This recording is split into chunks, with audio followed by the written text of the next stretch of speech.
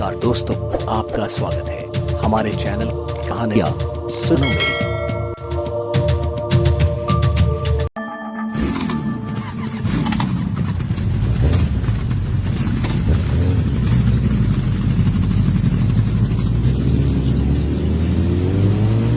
पांच दोस्त, स्कूल के जमाने से खुद को शार्क ग्रुप कहने वाले सोबती, हिमांशु, अंकुर, ऋषि और कोहली बाइक पे सुंदरबन घूमने निकले। कहते हैं कि दोस्त साथ हो तो रास्ते कितने लंबे हैं पता नहीं चलता। पांचों दोस्त बड़ी स्पीड में बाइक चलाए चले जा रहे थे कि तभी एक आवाज हुई। सोबती की बाइक का टायर पंचर हो गया था। बाकी सब आगे निकल गए। काफी आगे जाके ऋषि ने पीछे देखा, सोबती नहीं था तो सबको रोका। कुछ 15 मिनट तक इंतजार करते रहे लेकिन सोबती आया नहीं। सबने बाइक स्टार्ट की और वापस सोबती की तलाश में पीछे की ओर निकले। तकरीबन 8-9 किलोमीटर पीछे गए तो सोबती की बाइक सड़क के किनारे पड़ी हुई दिखी। टायर पंचर था और सोबती आसपास कहीं नहीं था। पतली सी उस सड़क के दोनों तरफ कुछ नहीं, सिर्फ जंगल सा था, लेकिन बहुत घना नहीं था। बाइक के पास ही तकरीबन 20 कदम की दूरी पर एक मिट्टी का छोटा सा कमरे जैसा एक घर बना हुआ था। गिरी हुई बाइक और सोबती का कोई नामो निशान ना देख के अंकुर ने फोन मिलाया। सोबती का फोन बजा, लेकिन अंकुर को अपने फोन पे होती रिंग के साथ साथ कहीं सोबती का फोन भी बजता हुआ सुनाई दे रहा था। सबने इधर उधर देखना शुरू किया तो आखिरकार हिमांशु को थोड़ा ध्यान लगाने पे सुनाई दिया कि फोन उसी मिट्टी के कमरे के अंदर बज रहा है। तंतराते हुए चारों दोस्त उसके अंदर घुसे तो देखा कमरे के अंदर सामने जमीन पे सोबती आराम से सो रहा था। उसे जगाया तो सोबती ने उठ के आंखें मलते हुए कहा, ओह, मैकेनिक अभी तक नहीं आया। सबकी सांस में सांस आई, जैसे पता नहीं कुछ सोच के घबरा गए थे सब।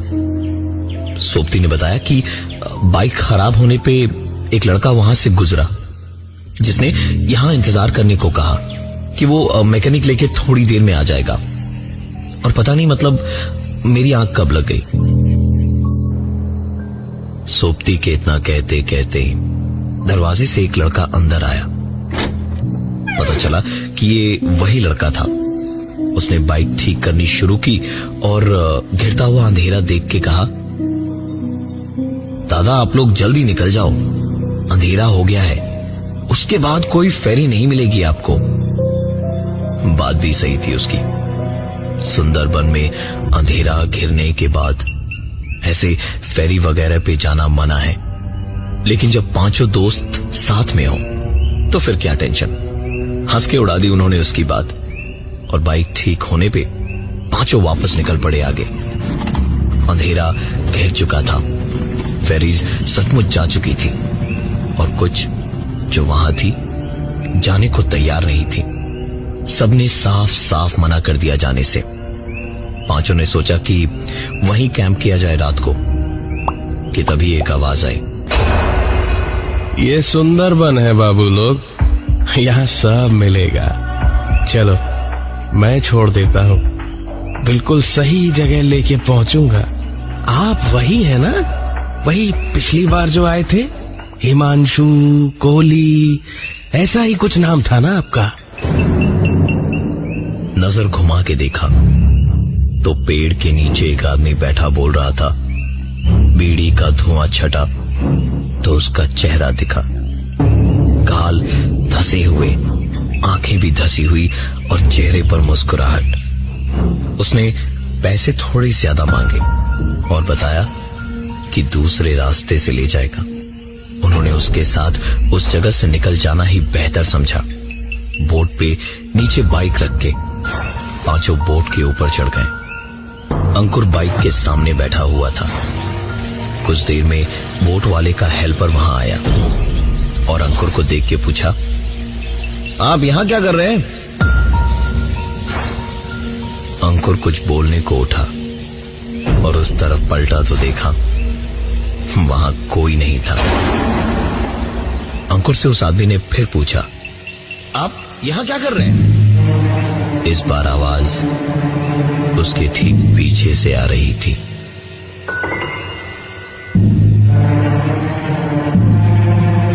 अंकुर भागा भागा वहां से निकला। बाहर ही ऋषि से टकराया जो बोट वाले के साथ खड़ा था। ऐसा घबराया देख के ऋषि ने उससे पूछा, क्या हुआ भाई, तू ठीक तो है? अंकुर ने पूरी बात बताई तो ऋषि ने अंकुर की पॉकेट में हाथ डाल के बोतल निकाली और कहा, तू 24 घंटे पिएगा तो ये सब तेरे ही साथ होगा ना? और इतना कह के वो उसे अपने साथ ले गया बगल वाले कमरे में, जहां बाकी तीनों दोस्त बैठ के मस्ती कर रहे थे। बैठ के सब बातें ही कर रहे थे जब किसी ने दरवाजा खटखटाया। कॉली ने उठ के दरवाजा खोला तो वहां बाहर कोई नहीं था।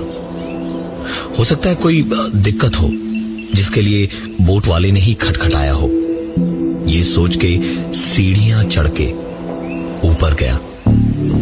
ऊपर पहुंच के कॉली ने देखा कि बोट पे कोई नहीं था और तभी बोट के इंजन की आवाज की तरफ ध्यान गया। इंजन के साथ बोट भी बंद हो चुकी थी। कॉली तुरंत अपने दोस्तों के पास दौड़ा दौड़ा आया और कहा, पूरी बोट में हमारे अलावा और कोई नहीं है। कॉली का ये बोलना खत्म हुआ ही था कि तभी एक आवाज आई।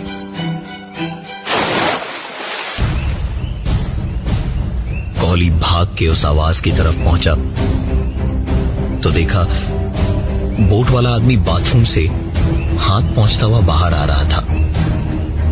कॉली ने उससे पूछा, तुम्हारा पार्टनर कहां गया जो अभी नीचे ही था थोड़ी देर पहले? उस आदमी ने हंसते हुए कहा,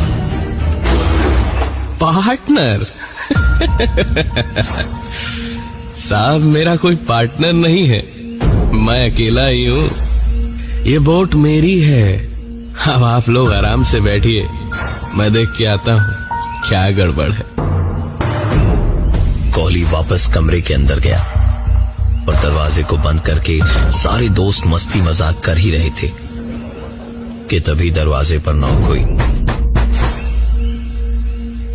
दरवाजा खोल के देखा तो वही पार्टनर या हेल्पर जिसके वजूद को अभी कुछ देर पहले उस आदमी ने नकार दिया था, सामने खड़ा मुस्कुरा रहा था और उसने कहा, मशीन में फॉल्ट है, ठीक होने में थोड़ा वक्त लगेगा। पांचों एक साथ बोले कि तुम्हारा मालिक कहां है? उस आदमी ने हंसते हुए कहा, अरे साहिब क्यों गरीब का मजाक उड़ा रहे हैं? बड़ी मुश्किल से पाई इकट्ठा करके बोट खरीदी है। ज्यादा पैसे होते तो इस बोट पे मैं अकेला क्यों होता, और भी लोग होते ना। उसकी बातें सुन के सबको बेहद गुस्सा आया। उन्होंने उसको पकड़ा और खींच के ऊपर ले गए। जाके देखा कहीं पर कोई नहीं है, सिर्फ यही 6 लोग हैं और इस बोट पर कोई नहीं है। सब कुछ देखने के बाद उस आदमी ने कहा, आप सबने बहुत पी ली है, आराम कीजिए, मैं बोट संभालता हूं। वापस आने के बाद 3 दोस्त सोबती, हिमांशु और अंकुर एक कमरे के अंदर बैठे और 2 एक कमरे में जहां ऋषि और कोहली बैठे थे। वहां अचानक ही चलती हुई बोट में उनकी खिड़की पर एक आवाज हुई। ध्यान से सुना तो ऐसा लगा जैसे कोई पानी में हाथ पैर मारता हुआ खिड़की पे खटखटा रहा हो। ऋषि खिड़की को खोलने ही जा रहा था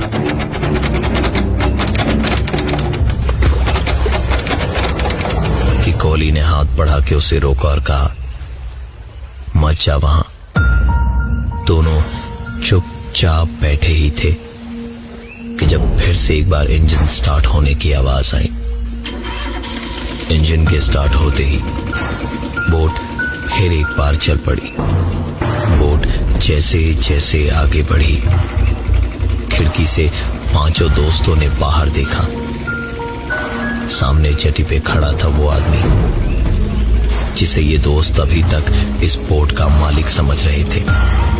वो हाथ फहराता हुआ वहीं से कह रहा था, जाओ जाओ, आराम से जाओ, एकदम सही जगह पहुंच जाओगे तुम लोग।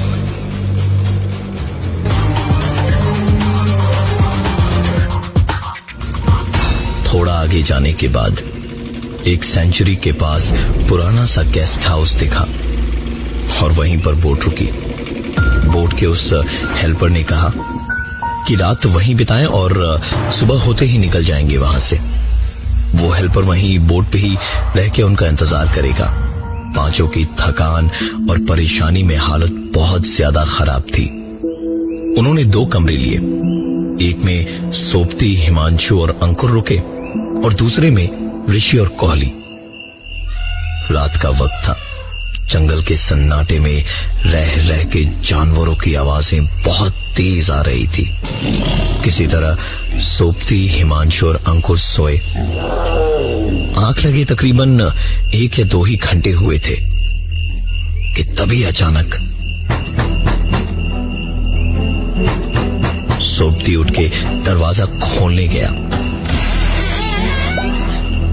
दरवाजा खोला तो सामने देखा वही आदमी खड़ा था जिसे उन लोगों ने बोट का मालिक समझा था और जो बीच नदी से ही गायब हो गया था।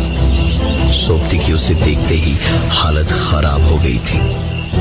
वो डर के मारे कांप रहा था और तब तक हिमांशु और अंकुर भी जाग चुके थे। उठ के उन्होंने भी दरवाजे पे उसी को देखा तो उस आदमी ने हंसते हुए कहा, कुछ खाएंगे साहब? सोपती ने उसे धक्का दिया और तीनों वहां से निकल के भागे। सामने देखा तो ऋषि और कोहली उन तीनों का नाम पुकारते हुए चिल्लाए जा रहे थे और जेटी के किनारे बोट की ओर भागते हुए उन्हीं के लिए खड़े थे। तीनों को आता देख वो दोनों आगे आगे भागे और बोट पे चढ़ गए। सोपती, हिमांशु और अंकुर भी पीछे आए और बोट पर चढ़ गए। बोट का इंजन ऑन किया तो बोट आगे की ओर बढ़ने लगी।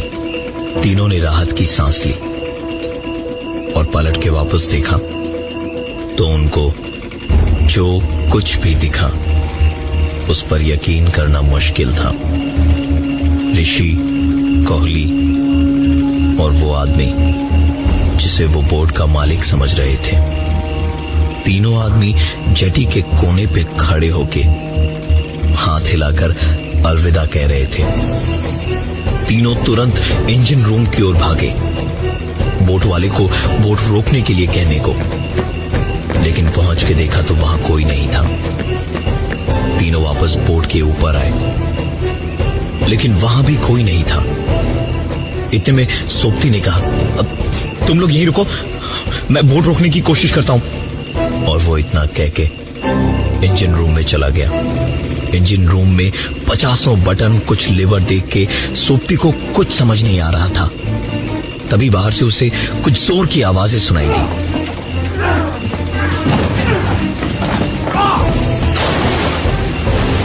सोपती तुरंत इंजन रूम के बाहर भागा। वहां पहुंच के देखा हिमांशु और अंकुर भी अब इस बोट पर नहीं थे। इस बोट पे इस वक्त कोई था तो वो था सिर्फ सोपती और बिल्कुल अकेला। अपनी किस्मत को कोस रहा था कि कौन सी मनहूस घड़ी में यहां दोबारा आने का प्लान बनाया था उसने। बोट की रफ्तार धीरे धीरे बढ़ती जा रही थी। उसने सोचा कि इंजन रूम में जाके एक बार और कोशिश करता हूं इस बोट को रोकने की। वो दौड़ के इंजन रूम में गया। तकरीबन 15-20 मिनट तक कोशिशें करता रहा, लेकिन कोई फायदा नहीं हुआ। बोट की रफ्तार बढ़ती ही गई। बोट अगले कुछ ही मिनटों में खाड़ी में पहुंच जाती। इसके पहले ही अगर कुछ हो सकता था तो वो बच सकता था। इंजन रूम में बैठा ही था कि सोपती ने एक आवाज सुनी। उम्मीद की ऐसी आवाज सुनकर सोपती उछलता हुआ बाहर आया, एक सर्च लाइट हाथ में लिए हुए, ताकि अपनी ओर ध्यान खींच सके। लेकिन बाहर आके देखा तो दूर दूर तक उसे कुछ भी दिखाई नहीं दे रहा था। उम्मीद की जिस किरण के लिए इतना खुश हो कि वो बाहर आया था, उस पे जब सर्च लाइट की किरण पड़ी तो देखा एक टूटी फूटी सी बोट किनारे पे कीचड़ में धंसी पड़ी थी, और उसमें सायरन तो क्या, लकड़ियां भी पूरी नहीं थी। सोपती हताश आंखों और झुके कंधों से उस ओर ही देख रहा था जब इंजन रूम का दरवाजा उसके सामने जोर की आवाज के साथ अपने आप बंद हो गया।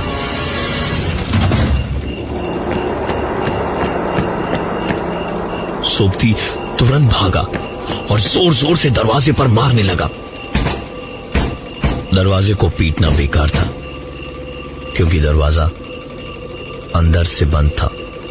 इंजन रूम एक दरवाजे को छोड़कर चारों ओर कांच का बना हुआ था। कांच तोड़ के अंदर घुसना ही इकलौता रास्ता था। फेरी अब खाड़ी में पहुंचने ही वाली थी। सोपती कांच तोड़ने एक लकड़ी लेके जैसे ही कांच के पास पहुंचा तो उसके हाथ से डंडा छोड़ के गिर गया, क्योंकि एक लड़की बैठी थी उस इंजन रूम के अंदर, एक फटी सी लपेटी हुई साड़ी में। उसके कपड़े फटे हुए थे, बुरी तरह पीटा हुआ था, और उसकी हालत बिल्कुल ही खराब थी। सोपती को अब समझ आया कि ये सब क्या हो रहा था। कुछ साल पहले जब पांचों दोस्त सुंदरबन पहली बार घूमने आए थे तो जंगल में घूमने निकले थे। वहां एक सुनसान सी जगह पे यही लड़की उन्हें दिखाई दी थी। यहां उन्हें कोई नहीं जानता था और दूर दूर तक आसपास कोई नहीं था।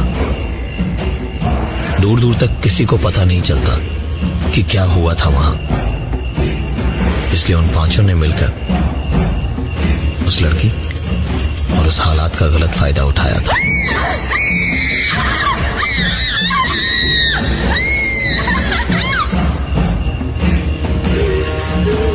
ये बोट उसी के दो भाइयों की थी जिन्होंने दुनिया से तंग आके और उनके तानों से तंग आकर सुसाइड कर लिया था। उस लड़की ने कांच के पीछे से कुछ कहा जो सोपती को बाहर खड़े होके भी ऐसा सुनाई दिया जैसे सीधे उसके कानों में किसी ने कहा हो। तुम्हारे दोस्त और मेरे भाई सब आ रहे हैं। मुझ पे सबसे पहली नजर तुम्हारी ही पड़ी थी ना? हाँ, तुम्हारी ही वजह से सब हुआ था ना? हाँ?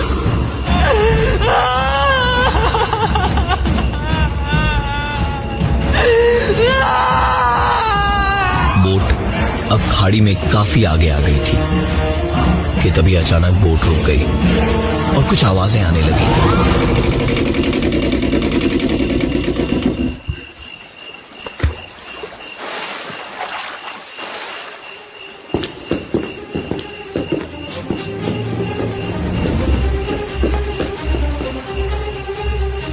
उस लड़की ने फिर से कहा, वो आ गए, अब हम साथ साथ रहेंगे।